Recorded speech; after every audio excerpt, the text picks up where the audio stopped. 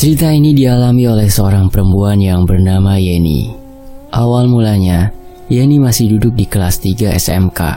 Dan sebentar lagi, Yeni akan mengikuti ujian sekolah. Yeni ini meskipun belum lulus sekolah, akan tetapi dia sudah memikirkan nantinya setelah lulus sekolah.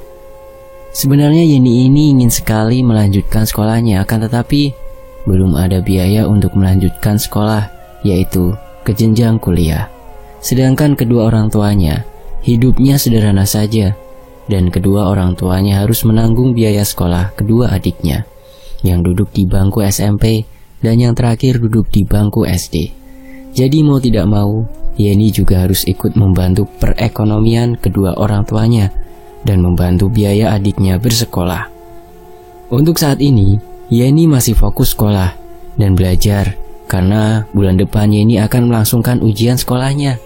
Saat itu Yeni menjadi lebih rajin belajar karena dia ingin lulus.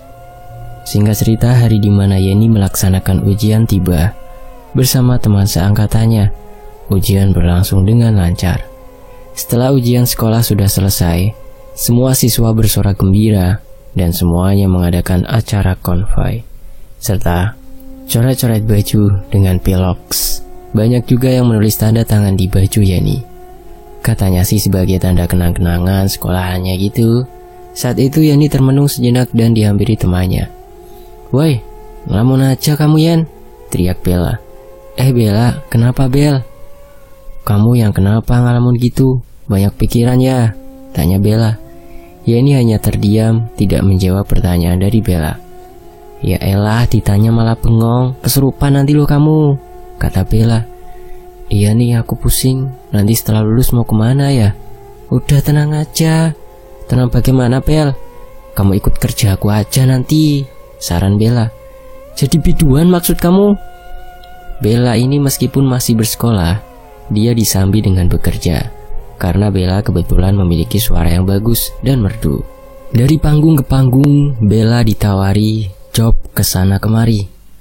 Dan sampai saat ini, Bella memiliki uang yang banyak dan bisa membantu kedua orang tuanya dari hasil manggungnya. Bella juga sudah dikenal di berbagai kalangan masyarakat. Bella juga biaya sekolahnya menggunakan uangnya sendiri. "Gimana? Kamu kan juga punya suara yang merdu," kata Bella. "Nanti aku pikir-pikir dulu ya," jawab Yeni. Mereka menghentikan obrolannya karena ada teman-temannya yang menghampiri ke arah Yeni dan Bella dengan menyemprotkan piloks ke baju rok mereka. Hari itu semua merayakan kegembiraannya. Singkat cerita, seminggu setelah diadakannya acara coret-coret dan konvoi, semua siswa-siswi kelas 3 SMK itu, seluruh guru dan panitia mempersiapkan susunan acara untuk acara pelepasan kelulusan. Acaranya digelar di aula sekolah yang luas dan semua murid berpakaian rapi sesuai yang sudah ditentukan. Siswa laki-laki menggunakan kemeja putih serempak, sedangkan siswi perempuan menggunakan kebaya. Suasana di hari pelepasan itu penuh haru dan tangis. Ada juga kebahagiaan. Di sisi lain, mereka sedih karena akan berpisah dengan teman-teman dan guru untuk melanjutkan kehidupan mereka masing-masing. Di sisi lain juga mereka merasa bahagia karena mereka semua lulus. Setelah acara pelepasan itu selesai dan berjalan lancar, Yeni pulang ke rumahnya dengan menggunakan angkot sendirian. Saat Yeni sedang menunggu angkot datang, tiba-tiba ada Bella yang menghampirinya. "Yen, ayo pulang bareng aku aja," ucap Bella. "Nanti merepotkan." "Udah yo naik," pinta Bella. Akhirnya Yeni pun membonceng di belakang motor Bella. Di tengah-tengah perjalanan mereka saling ngobrol dan membicarakan tentang tawaran Bella. "Gimana Yen? Kamu terima ndak tawaran aku jadi biduan?" "Iya, ya wes Bel, aku terima tawarannya. Daripada bingung harus nyari kerja, sedangkan ijazah belum keluar," ucap Yeni. "Nah gitu, oke lah nanti malam kamu ikut aku ya," jawab Bella. Yeni hanya bisa mengikuti saja apa yang dikatakan oleh Bella. Beberapa saat kemudian, akhirnya Bella dan Yeni sampai juga di rumahnya Yeni. "Ya udah, aku langsung pulang ya. Nanti malam kamu aku jemput," dandan yang cantik yo, ucap Bella. Yeni hanya mengangguk, menjawab pertanyaan dari Bella. Bella pun bergegas pergi dari halaman rumahnya Yeni. Sedangkan Yeni segera masuk ke dalam rumahnya. Assalamualaikum, ucap Yeni. Waalaikumsalam. Udah pulang, Dok? Jawab ibunya. Iya, Bu. Aku mau istirahat dulu ya, Bu. Capek, ucap Yeni. Yeni langsung berjalan menuju ke kamarnya dan meninggalkan ibunya di ambang pintu. Yeni tidak menceritakan kepada kedua orang tua mengenai dirinya yang mengambil tawaran menjadi biduan.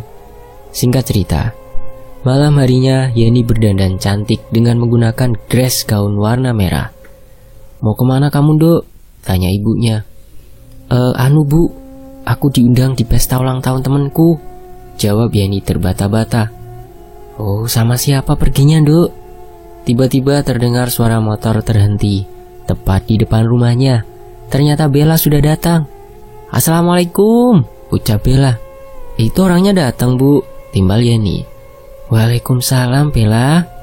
Ya sudah, aku pamit pergi dulu ya, Bu, sama Bella. Pamit Yeni. Yo, hati-hati ya, jawab ibu. Yeni dan Bella pergi berdua dengan menggunakan sepeda motor berboncengan punya Bella.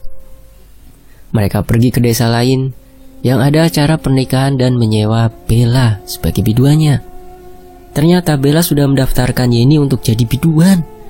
Malam itu juga Yeni manggung dan bernyanyi perdananya di atas panggung dengan disaksikan banyak orang. Suaranya Yeni sangat merdu dan bagus, membuat para penontonnya menikmati lagu yang dinyanyikan oleh Yeni. Bella juga mendapat saweran banyak dari para penontonnya. Selama ini Bella mendapat bayaran yang sangat tinggi. Dan dari pertama kalinya Yeni manggung, tiba-tiba saja Yeni mendapat tawaran job kemana-mana. Akhirnya Yeni pamit kepada kedua orang tuanya dengan izin mau kerja di kota lain dengan Bella. Tetapi Yeni tidak memberitahu kepada kedua orang tuanya.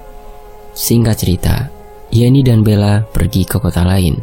Dan di kota tersebut, mereka mendapat tawaran job yang banyak setiap harinya. Bisa sampai manggung 3 kali, dari esok, siang, malam, tanpa henti. Yeni sangat senang, karena dia sekarang bisa mengumpulkan uang sendiri, dan bisa mengirim uang untuk kedua orang tuanya, yang ada di kampung, dan bisa membantu biaya adik-adiknya sekolah.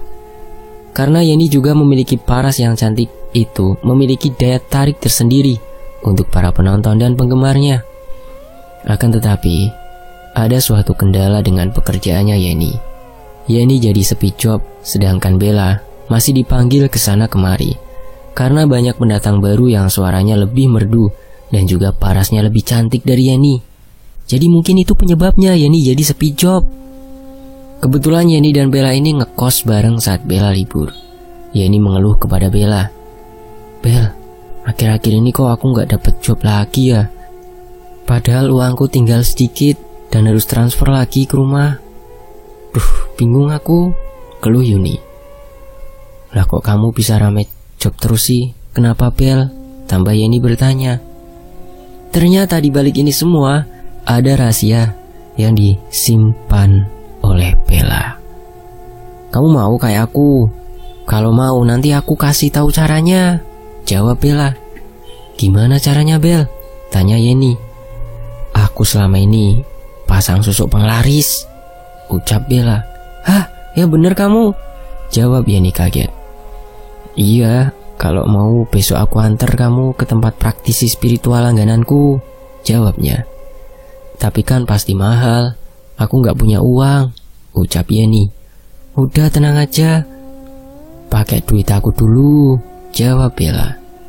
Keesokan harinya, Bella dan Yeni pergi ke tempat praktisi spiritual langganannya Bella. Perjalanan menuju ke rumahnya cukup jauh, menempuh jarak sekitar 2 jam. Sesampainya di rumah praktisi tersebut, sebut saja namanya Mbah Kuncoro. Mereka berdua mengetuk pintu rumahnya yang masih tertutup. Assalamualaikum, tok tok tok tok, ucap mereka. Mbah Kuncoro pun datang membukakan pintunya. Waalaikumsalam, silakan masuk, ucap Mbah Kuncoro. Mereka berdua pun masuk dan duduk di kursi ruang tamunya. sedangkan Mbah Kunchoro masuk ke dalam rumahnya. Ternyata Mbah Kunchoro membuatkan hidangan untuk mereka berdua. 2 cangkir minuman dan pisang goreng yang masih panas. "Saya sudah tahu maksud kalian datang ke sini," ucap Mbah Kunchoro, membuat Yeni dan Bella tercengang. Kenapa Mbah Kunchoro bisa tahu? Berarti memang ilmunya sangat hebat. Iya Mbah, ini teman saya mau pasang susuk juga kayak saya," timpal Bella. "Bisa kan Mbah?" tambah Bella. "Bisa sekali. Mau susu apa? Apa sebuah hafalan aja?" tanya Mbah Kunchoro pada Yeni. Yeni pun berpikir dengan keras. Kalau dia menggunakan mantra hafalan, pasti harus menghafalnya lebih dulu dan pasti lebih lama. Jadi Yeni akhirnya memilih untuk dipasang susuk saja. Saya pilih susuk saja Mbah, biar cepet, biar cespleng," jawab Yeni. "Ya sudah kalau begitu."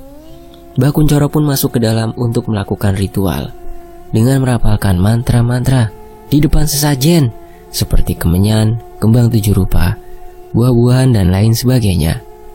Beberapa saat kemudian Mbah Kunchoro datang menghampiri Yeni dan Bella.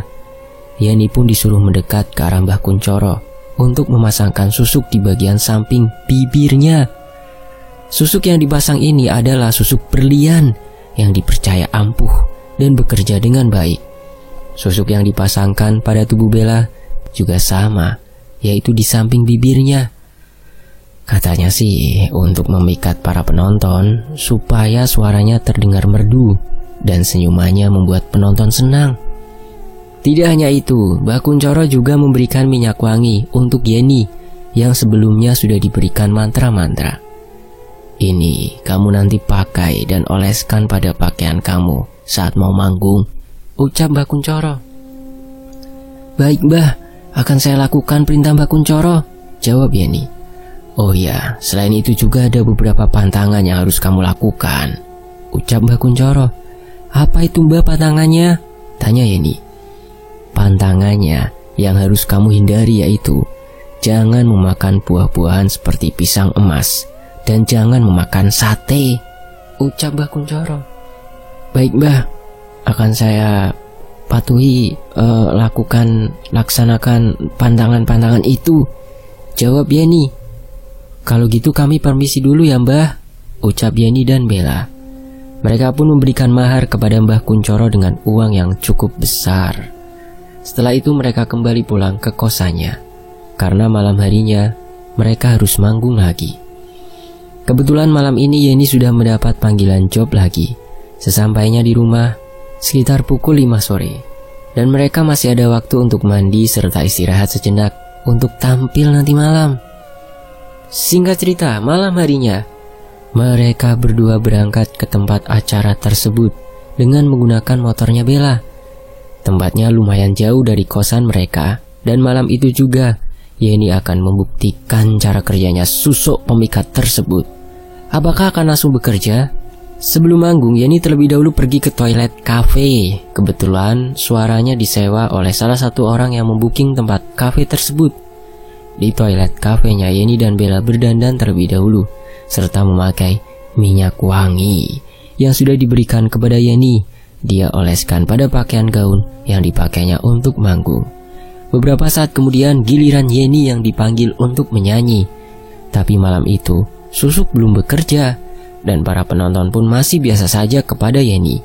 Tidak terlalu banyak saweran seperti Bella yang selalu disawer dengan uang yang sangat besar jumlahnya. Akhirnya setelah acara manggungnya sudah selesai, Yeni dan Bella segera pulang ke rumahnya. Akan tetapi sebelum pulang, mereka berdua mabok terlebih dahulu dengan meminum yang banyak. Yeni pun terasa melayang dan sempoyongan jalannya hingga Yeni dan Bella diantar pulang oleh seorang laki-laki dengan menggunakan mobilnya, sedangkan motornya dibawakan oleh teman laki-laki tersebut. Sesampainya di kosan, mereka berdua tak sadarkan diri dan bangun sampai siang hari. Siang itu tiba-tiba Yeni mendapatkan banyak pesan di ponselnya, yaitu beberapa tawaran job untuk manggung di berbagai daerah. Sampai Yeni kewalahan dan harus meminum doping supaya kuat dan tahan kantuknya. Yeni membeli paket hemat doping yang harganya cukup mahal, yaitu satu paket berkisar 500.000 rupiah. Tapi itu semua akan sebanding dengan nantinya dia manggung dan uangnya akan lebih berlipat ganda kembalinya. Hari demi hari berganti, bulan dan bulan berganti. Yeni jarang ada libur dan istirahat karena dia harus manggung kesana kemari dan penghasilannya menjadi lebih banyak dari sebelumnya. Bahkan Yeni sekarang sudah bisa membuat rumah sendiri dan membeli tanah, bahkan mobil juga membeli sendiri. Begitu juga dengan Bella. Dia membuat rumah berdampingan dengan rumahnya Yeni. Sedangkan Yeni belum pernah pulang ke kampung orang tuanya karena kesibukannya itu. Untuk istirahat saja jarang, apalagi pulang ke kampung. Jelas tidak ada waktu sama sekali. Singkat cerita, Yeni disukai oleh om-om yang selalu menyawer Yeni. Yeni diiming-imingi akan diberikan uang banyak setiap bulannya kalau Yeni mau melayani hasrat nafsu om-om tersebut. Akan tetapi Yeni menolak tawaran itu karena Yeni lebih fokus dengan manggungnya. Om-om itu tidak menyerah untuk mendapatkan Yeni. Saat malam hari, Yeni diajak mabuk-mabukan dengan om-om itu dan juga dengan Bella. Yeni diberikan minuman keras sangat banyak sekali hingga dia tepar dan terkulai, tidak bisa berkutik. Dibawalah Yeni dengan om-om itu ke hotel karena tidak tersadarkan diri, membuat om-om itu nekat untuk mensetubuhi Yeni karena nafsunya yang sudah begitu memuncak. Yeni pun tidak sadar kalau dirinya tengah disetubuhi om-om tersebut. Yeni tersadar ketika esok paginya dia terperanjat kaget melihat dirinya berada di hotel dan di sampingnya ada om-om dalam keadaan keduanya bugil tanpa menggunakan selai kain yang menempel di tubuhnya. Om habis ngapain saya?" ucap Yeni kaget. Om-om itu hanya tersenyum puas kepada Yeni. Yeni segera menggunakan pakaiannya dan segera pergi. Namun sebelum pergi, om itu memberikan uang yang jumlahnya sangat banyak. Yeni pun menerimanya uang itu. Dari kejadian itu akhirnya Yeni dan om-om itu sering berhubungan badan karena Yeni sudah terlanjur kotor dan merasakan nikmat juga dengan dikasih uang yang banyak. Yeni juga bisa menikmati uang yang sudah diberikan oleh om itu. Singkat cerita, Yeni sudah tidak mendapat tawaran job lagi untuk manggung karena sepi. Akhirnya Yeni hanya mengandalkan dirinya yang disewa oleh om-om itu dan dapat uang dari mereka. Saat itu Yeni benar-benar bingung harus cari kerja apa lagi, dan di benaknya terpikirkan untuk menjadi wanita kupu-kupu malam saja. Toh sekarang dia sudah hilang kegadisannya, jadi mungkin itulah yang akan dijalaninya. Bella jugalah yang menawarkan kepada Yeni, "Yen, ayo ikut aku saja sekarang." "Ikut kemana, Bel?" "Open BO, Yen, open BO. Lumayan loh uangnya, lebih banyak dari hasil manggung," jawab Bella. Sebelum menerima tawaran dari Bella, Yeni menceritakan terlebih dahulu kepada Bella kalau dia sudah tidak gadis lagi. Pokoknya Yeni menceritakan semuanya kepada Bella. "Ya udah, ikut aku aja nanti malam," kata Bella. Yeni pun mengangguk kepada Bella, pertanda dia setuju dan menerima tawaran darinya. Malam harinya, Bella dan Yeni pergi ke tempat tersebut. Mereka berangkat sekitar pukul 9 malam. Di sana mereka duduk dan menunggu pelanggan datang. Ada salah satu seorang yang datang dan menghampiri ke arah Yeni. Akan tetapi, kedatangan Yeni tidak diterima baik oleh para seniornya yang sudah lama bekerja di sana. Karena mereka merasa kalau Yeni saingan mereka. Karena Yeni para senior jadi sepi pelanggan. Pelanggan-pelanggannya semua itu memilih Yeni. Sehingga para seniornya itu menatap sinis ketika ada Yeni lewat di depannya. Akan tetapi Yeni tidak memperdulikan hal itu karena dia juga ingin mencari uang dengan cara seperti itu. Sebulan kemudian tiba-tiba Yeni jadi sepi pelanggan lagi. Dia benar-benar kebingungan lagi. Kenapa sepi dan lagi? Akhirnya Bella pun memberi saran kepada Yeni untuk kembali memasang susuk lagi. Karena ternyata Bella juga memasang susuk lagi. Saat itu kebetulan Bella sedang main di rumahnya Yeni. "Bel, akhir-akhir ini kok aku sepi job terus ya?" keluh Yeni. "Kamu pasang susuk lagi aja kayak aku, Yen." "Hah? Kamu pasang lagi?" Yeni terperanjat. "Iya, semenjak beralih open PO aku tambah susuk di vagina." Jawab Bella. Pantas saja kamu banyak pelanggan yang datang, jawab Yeni. Iya, maka dari itu kamu ikut pasang aja sama kayak aku, ayo. Tapi aku takut, Bel. Apalagi kan dipasangnya di situ. Iya, aku pasang satu dulu aja deh, ucapnya. Ya sudah, besok kita pergi lagi ya ke tempat Mbah Dukun, jawab Bella. Keesokan harinya, Yeni dan Bella pergi ke tempat Mbah Kuncoro lagi untuk meminta susuk pemikat penglaris dirinya. Seperti biasanya dengan perjalanan 2 jam menuju ke rumahnya Mbah Kuncoro. Sesampainya di rumahnya Mbah Kuncoro, Bella dan Yeni mengetuk pintunya terlebih dahulu. Tok tok. Permisi. Nuwun sewu, ucap Yeni dan Bella. Ya, monggo masuk, jawab Mbah Kuncoro. Setelah duduk di ruang tamunya Bella, langsung membicarakan kepada Mbah Kuncoro tanpa berbasa-basi. Ini Mbah, biasa Yeni mau ikut pasang susuk sama kayak saya di ini nih, di vagina, ucap Bella. Tapi dia katanya mau pasang satu dulu, tapi yang enak dan legit, imbu Bella tanpa malu-malu. Baik, tunggu sebentar, ucap Mbah Kuncoro. Mbah Kuncoro langsung masuk ke dalam untuk melakukan ritualnya di ruangan yang sudah disediakan. Ruangan itu berinterior serba hitam dan baunya anyir, bau dupa, dan ada beberapa sesajen seperti buah, kemenyan, kembang 7 rupa, dan lain sebagainya. Setelah beberapa menit melakukan ritualnya, Mbah Kuncoro datang untuk memasangkan susuk pada vagina Yeni. Akan tetapi, Mbah Kuncoro meminta Yeni untuk masuk ke kamarnya untuk pemasangan susuknya. Ayo masuk ke kamar, saya pasangkan. Tapi saya akan mengetes dulu cara kerjanya dengan bersetubuh dengan kamu, ucap Mbah Kuncoro. Yeni pun mengikuti saja apa yang dikatakan oleh Mbah Kuncoro. Karena Yeni sudah terbiasa bersetubuh dengan laki-laki lain, jadi ya biasa saja. Sebut saja Mbah Kuncoro ini seperti dukun cabul, karena dia telah mengambil kesempatan dalam kesempitan. Setelah susuk itu dipasangkan pada alat kelaminnya Yeni, Mbah Kuncoro pun melakukan hubungan dengan Yeni hingga 1 jam. Sedangkan Bella menunggu mereka di ruang tamu dengan memainkan ponselnya. 1 jam kemudian, Mbah Kuncoro dan Yeni datang keluar menghampiri Bella. Bener-bener bagus ini barangnya.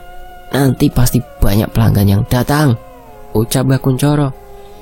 Mbah mah enak, udah dibayar, dapat barang gratis lagi, ucap Bella. Mbah Kuncoro pun mengelak pembicaraan yang dikatakan oleh Bella. Kan saya harus memastikan dulu, saya kan yang masang susuk itu, alasannya. Setelah itu mereka segera membayar mahar kepada Mbah Kuncoro dan segera pergi. Malamnya, Bella dan Yeni pergi ke tempat kerjanya. Baru datang saja, ada laki-laki yang menghampiri ke arah Yeni. Mungkin laki-laki itu telah terpikat dengan senyuman Yeni yang manis, dengan cara kerja susuk yang ada di samping bibirnya waktu itu, yang dipasang yang pertama itu. Setelah selesai dengan laki-laki itu, ada beberapa laki-laki yang memilih Yeni, membuat Yeni pun bingung. Akhirnya mereka saling menunggu giliran. Malam itu, Yeni mendapat pelanggan 6 red sekaligus, sampai Yeni terasa lemas dan capek sekali. Sekitar pukul 5 subuh, Yeni baru pulang ke rumah, dan dia langsung berbaring di kamarnya untuk tidur. Bella dan Yeni ini seperti kelelawar, karena setiap malamnya terbangun dan paginya untuk tidur. Hingga suatu ketika saat Yeni sedang bekerja itu, banyak laki-laki yang menjadi langganan Yeni itu selalu datang menghampiri Yeni karena ketagihan dan ingin terus bersama dengan Yeni. Sampai para seniornya yang lain itu kesal karena mereka tidak ada yang mendekati dan sepi pelanggan. Para lelaki hidung belang itu sampai taruhan dengan harga yang lebih tinggi. Siapa yang berani bayar lebih mahal, dialah yang akan lebih dulu menikmati tubuh Yeni. Beberapa senior yang ada di situ menghampiri ke arah para lelaki hidung belang dan menawarkan dirinya karena sudah merasa sepi sekali. Mas, sudah sama saya saja. Apa sih bedanya? Sama-sama enak kan? Rayunya. Gak mau ah, Yeni ini lebih enak dan gak ada tandingannya, jawab lelaki hidung belang itu. salah satu dari lelaki hidung belang itu pun tidak mau menerima jasanya PSK lain. Singkat cerita, ada salah satu pelanggan lelaki hidung belang itu sempat marah kepada Yeni karena Yeni tidak mau nambah sesuai dengan uang yang sudah dibayar. Tapi laki-laki itu maksa, padahal masih banyak pelanggan lain yang sudah mengantri giliran. Saat setelah selesai dari kerjanya, laki-laki yang maksa Yeni itu meminta untuk meminum bersama dulu. Namun karena Yeni sudah terlanjur kesal dengannya, Yeni pun memberikan racun pada minuman laki-laki itu. Beberapa saat kemudian setelah laki-laki tersebut meminum racun itu, dia terkapar. Yeni pun langsung pergi meninggalkan dia. Dan akhirnya, Yeni mendapat kabar kalau laki-laki hidung belang itu telah meninggal dunia. Di dalam benak Yeni merasa bersalah, hingga setiap harinya dia memikirkan hal itu karena rasa bersalahnya telah membunuh laki-laki itu. Suatu ketika saat itu Yeni tidak berangkat bekerja karena lelah. Dia memutuskan untuk istirahat saja di rumahnya saat malam hari untuk menemani dirinya segera tidur. Yeni mendengarkan musik kesukaannya dan lama-lama Yeni memejamkan kedua matanya. Akan tetapi, saat musiknya itu terus memutar, tiba-tiba Yeni mendengar ada suara lain dari musiknya itu. Seperti ada suara laki-laki yang bersenandung. Yeni pun mematikan musiknya dan terbangun dari tempat tidurnya. Dengan perlahan-lahan, Yeni mencoba mendekati ke arah jendelanya. Karena suara itu terdengar jelas seperti dari balik jendela kamarnya.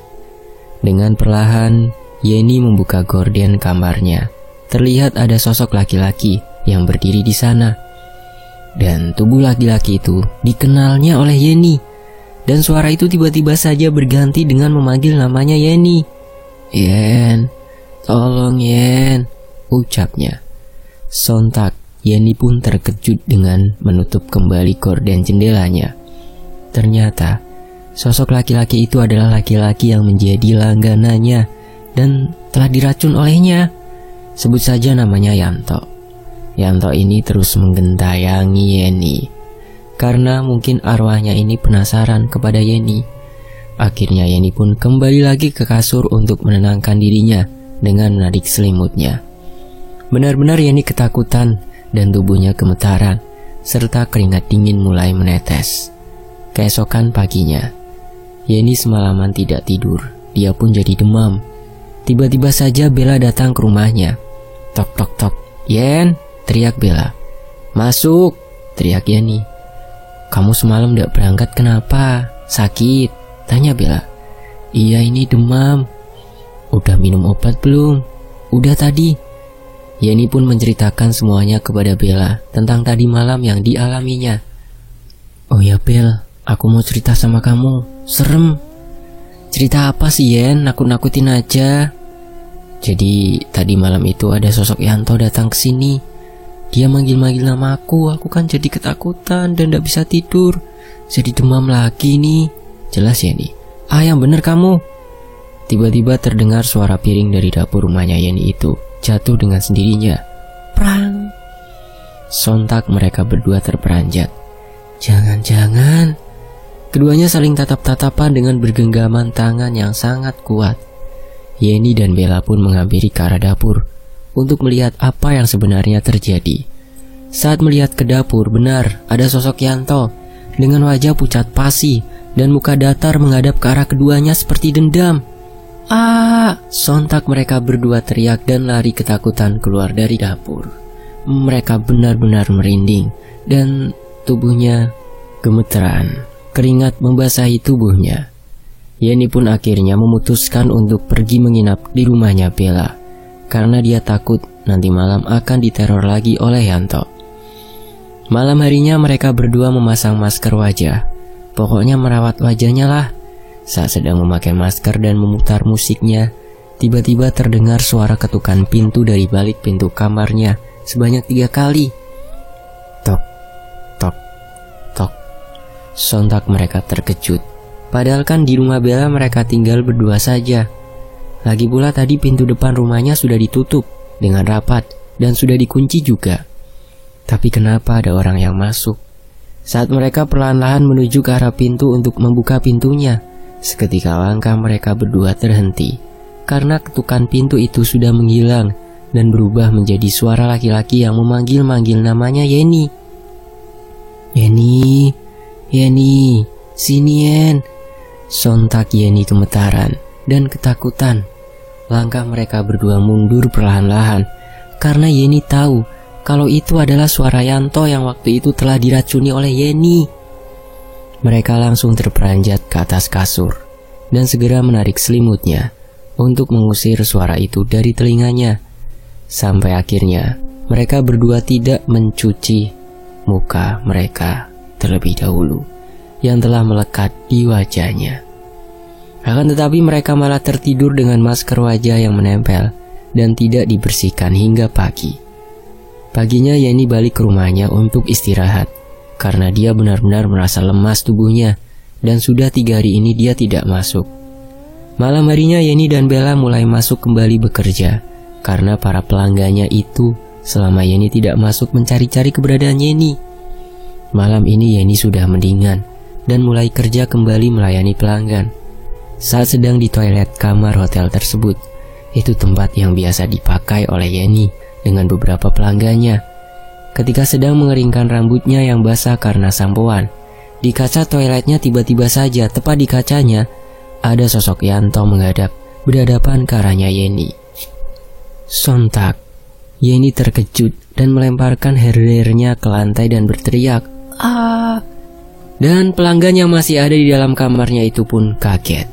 "Kenapa Yen?" tanyanya. Tapi Yeni tidak menceritakan itu semua kepada pelanggan tersebut. Dari kejadian itu Yeni jadi seperti orang gila. Selalu saja berteriak-teriak sendiri, membuat para pelanggannya itu ilfil dengan Yeni. Dan satu persatu pelanggan itu kabur, tidak menyewa jasa Yeni lagi.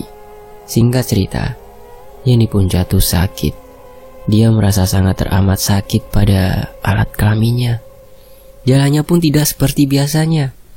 Tidak hanya vaginanya, tetapi Yeni merasa sakit pada perutnya. Terasa seperti kram dan seperti diremas keras sekali. Yeni terus merintih kesakitan. Bella, temannya yang mendengar teriakan kesakitannya yang sampai ke rumah Bella. Dan Bella akhirnya mendatangi rumah Yeni, karena rumahnya mereka kan berdampingan ya. "Yen, kamu kenapa Yen?" tanya Bella. "Sakit sekali Bel," jawabnya. "Ya sudah, kita ke rumah sakit ya." Yeni pun diantar oleh Bella menuju ke rumah sakit untuk dicek sebenarnya Yeni ini menderita sakit apa. Sesampainya di rumah sakit, Yeni pun langsung diperiksa oleh dokter tentang sakitnya itu. Yeni sampai harus di ronsen, dan saat hasil ronsen itu keluar, kata dokter, Yeni menderita penyakit kanker serviks. Yeni benar-benar terkejut mendengarnya. Akhirnya Yeni berhenti bekerja sebagai PSK. Dia fokus pada penyembuhan penyakitnya itu, yaitu kanker serviks. Karena dia harus tiap bulan menjalani kemoterapi. Singkat cerita, saat malam hari Yeni merasakan ada rasa nikmat dan geli pada vaginanya. Saat Yeni sedang berbaring di kasur karena penasaran, akhirnya Yeni dengan perlahan-lahan melihat ke arah bawah selangkangannya. Dan ternyata betapa terkejutnya Yeni, ada sosok genderuwo hitam besar berbulu sedang menjilati vaginanya. Akhirnya Yeni baru ingat dengan apa yang dikatakan oleh Mbah Kuncoro waktu itu. Kalau nanti suatu ketika sosok genderuwo pemilik susuk ini akan datang dan menampakkan dirinya. Akhirnya Yeni pun hanya pasrah melayani genderuwo itu. Yeni juga menikmati permainan dari sosok genderuwo tersebut. Akan tetapi, rasa sakit pada perutnya itu Yeni rasakan teramat sakit. Ternyata tangan genderuwo itu sedang meremas-remas perutnya Yeni. Dari kejadian itu akhirnya Yeni melakukan hubungan dengan sosok genderuwo itu setiap malamnya. Yeni benar-benar tidak bisa berjalan. Bisa cuma susah untuk jalan karena menahan rasa sakit pada vagina dan perutnya. Bahkan dia selalu dibelikan makanan oleh Bella setiap harinya. Bella benar-benar setia kepada Yeni. Dia selalu menerimanya dan baik kepada Yeni, membuat Yeni bersyukur memiliki sahabat seperti Bella. Sebenarnya dalam hati mereka, para pelaku syirik itu masih ada Tuhan, karena dia masih bisa bersyukur kan. Semoga kembali ke jalan yang benar. Kita lanjut ceritanya. Siang itu Yeni sedang menonton TV sendirian di rumahnya. Tiba-tiba di layar TV-nya itu nampak jelas ada sosok wajah Yanto menatap tajam ke arahnya. Sampai Yeni terperanjat. Ingin lari tapi Yeni tidak bisa berlari. Akhirnya Yeni hanya bisa berteriak dan Bella pun mendengar teriakan Yeni. Tolong! Bella yang mendengar teriakan Yeni akhirnya menghampiri ke arah rumahnya Yeni. Tok tok tok tok. Yen, kamu kenapa Yen? Karena tidak dibukakan oleh Yeni, akhirnya Bella membuka pintu itu sendiri. Dan kebetulan pintunya tidak dikunci. Astagfirullah Yen, kamu kenapa? Aku takut Bel, tadi ada arwah Yanto muncul di TV. Tapi saat Bella masuk ke dalam rumahnya, sosok Yanto itu sudah pergi, menghilang entah kemana. Udah gak usah takut, ada aku di sini Yen. Tapi aku gak tenang kalau diginiin terus Bel. Ya udah nanti aku cariin ustadz untuk mengusir sosok Yanto itu. Singkat cerita, Bella mencarikan seorang ustadz untuk mengusir sosok Yanto yang selalu saja menghantuinya. Pak ustadz itu datang ke rumahnya bersama dengan Bella. Tok tok tok, Yen, di mana kamu Yen? Iya Bel, masuk aja, teriak Yeni. Karena memang Yeni untuk berjalan itu sakit. Dan akhirnya Bella membuka pintu itu sendiri yang tidak dikunci. Assalamualaikum, kata Pak Ustadz. Tapi Yeni tidak membalasnya. Pak Ustadz dan Bella dipersilakan duduk oleh Yeni dan di atas mejanya sudah ada hidangan untuk Pak Ustadz serta Bella. Silakan diminum dulu Pak Ustadz. Pak Ustadz pun meneguk secangkir kopi yang dibuatkan oleh Yeni. Coba ceritakan awal mulanya bagaimana? Tanya Pak Ustadz. Akhirnya Yeni menceritakan semuanya kepada Pak Ustadz, dari kejadian Yeni memberi racun kepada Yanto sampai diteror sekarang. Tiba-tiba Pak Ustadz langsung merapalkan bacaan-bacaannya untuk mendatangkan sosok Yanto tersebut ke hadapan mereka. Saat Pak Ustadz membacakan doa-doa, tiba-tiba saja seketika hembusan angin kencang masuk ke dalam rumahnya dan mereka mencium bau anyir darah serta bau kemenyan dan kembang-kembangan yang menyeruak di hidung mereka. Tiba-tiba muncul sebuah asap tebal di hadapan mereka. Asap tebal itu mulai berubah wujudnya menjadi sosok Yanto. Wajahnya sangat pucat pasi dengan muka yang datar. Saat itu juga Yeni dan Bella benar-benar gemetaran melihat sosok Yanto itu. Tubuhnya pun merinding, bulu kuduknya berdiri di buatnya. Pak Ustadz berhenti membaca doanya dan menanyakan kepada sosok Yanto itu. Kamu kenapa meneror Yeni? Tanya Pak Ustadz. Saya tidak tenang, saya ingin balas dendam, ucapnya. Tidak baik balas dendam, lebih baik maafkan dia, pucuk Pak Ustadz. Tapi dia belum minta maaf kepada saya. Pak Ustadz pun berbicara kepada Yeni agar Yeni bisa meminta maaf kepada Yanto dulu. Mbak Yeni, dia ingin Mbak minta maaf padanya. Insya Allah nanti dia tidak akan ganggu Mbak lagi. Karena merasa bersalah kepada Yanto, akhirnya Yeni meminta maaf kepada Yanto. Saya minta maaf sama kamu kalau selama ini saya berbuat jahat sama kamu. Tolong maafin saya dan tolong jangan ganggu saya lagi. Sosok Yanto itu pun tersenyum dan mengangguk menandakan bahwa Yanto sudah memaafkan Yeni. Saat itu juga sosok Yanto seketika langsung menghilang ke alamnya dan meninggalkan kepulan asap. Pak Ustadz pun berpamitan kepada Yeni dan diantarkan oleh Bella ke depan rumahnya. Setelah dibacakan doa-doa oleh Pak Ustadz, Yeni sudah tidak mendapatkan lagi teror-teror yang menimpa dirinya. Akan tetapi sakitnya Yeni semakin parah. Ia harus bolak-balik ke rumah sakit untuk menjalani pengobatan kemoterapi yang menghabiskan sebagian uangnya yang selama ini ia kumpulkan dari hasil kerjanya. Hingga suatu ketika beberapa hari Yeni dirawat di rumah sakit. Saat itu Yeni meminta kepada Bella untuk menghubungi kedua orang tuanya untuk bisa datang ke sini. Bel, tolong dong hubungi orang tuaku. Aku pengen ketemu dengan mereka dan aku mau minta maaf selama ini sudah berbohong sama mereka. Mungkin ini karmanya buat aku. Iya, nanti aku hubungin kedua orang tuamu. Bella pun keluar dari ruangannya Yeni karena mau menelpon kedua orang tuanya. Bu, Assalamualaikum, ini aku Bella bu. Waalaikumsalam. Ada apa Bella? Tanya ibu. Ibu tolong kesini ya bu, Yeni sakit. Nanti saya kirimkan alamatnya ya bu.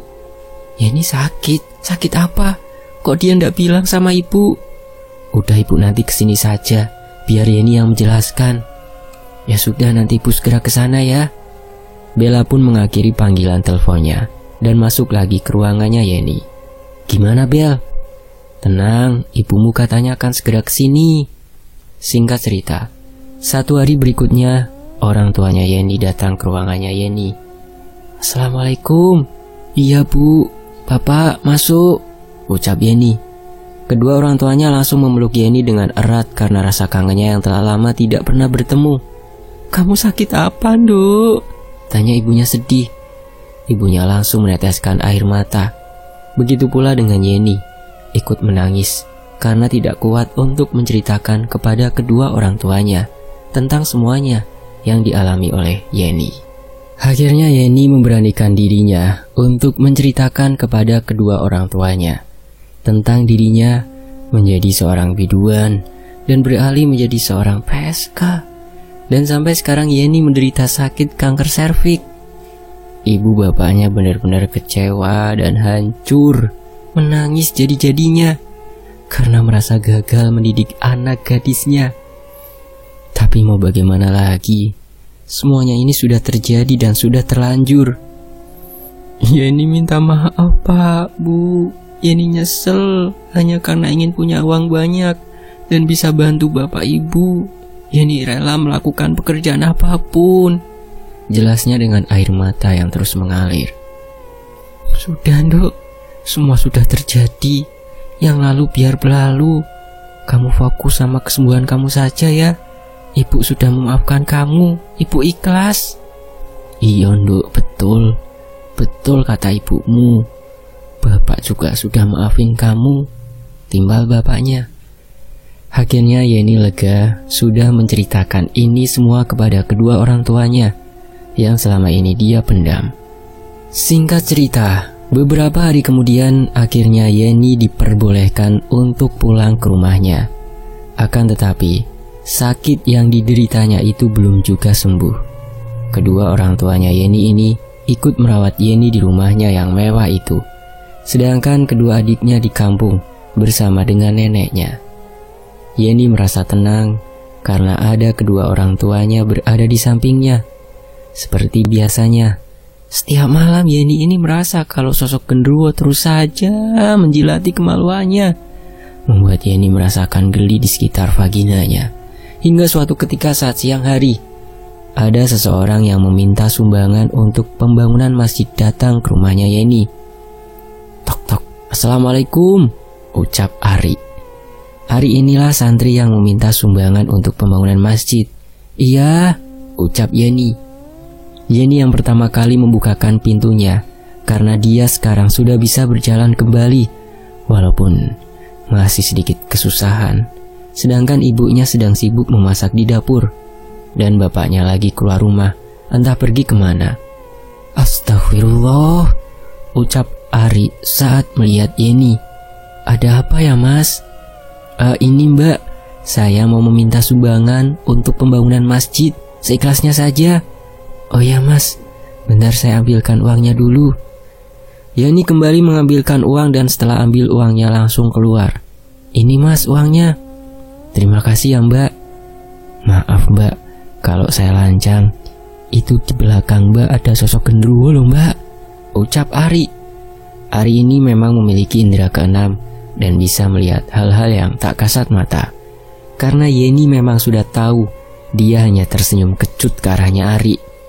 Ari hanya bisa menggeleng-gelengkan kepalanya dan bergegas untuk pergi. Saat beberapa langkah Ari pergi dari rumah Yeni, tiba-tiba Yeni terjatuh dan teriak kesakitan. Tolong! Akhirnya Ari pun kembali untuk menolong Yeni. Yeni dipapah oleh Ari menuju ke ruang tamu dan ibunya sontak terkejut menghampiri ke arah Yeni. Ada apa ini Yen? Tanya ibu. Maaf bu, ini tadi mbaknya jatuh, ucap Ari. Sakit bu, aduh, rintih Yeni. Seketika Ari terkejut saat melihat Yeni melebarkan kakinya. Ternyata sosok genderuwo itu sedang menjilati kemaluannya Yeni. Astagfirullah mbak, ucap Ari. Kenapa mas ini? Tanya ibu penasaran. Itu Bu, ada sosok genderuwo sedang menjilati kemaluan anak ibu. Percaya ndak percaya Bu, itu yang saya lihat, ucap Ari. Astagfirullah. Mbak, sebaiknya Mbak jujur saja sama saya. Ndak usah malu, biar Mbak tidak kesakitan lagi seperti itu. Nanti akan saya bantu pengobatannya, ucap Ari. Akhirnya Yeni pun menceritakan semuanya tentang dirinya yang telah memasang susuk pada alat kemaluannya. Dan dia menceritakan kalau dia ini sebelumnya seorang PSK.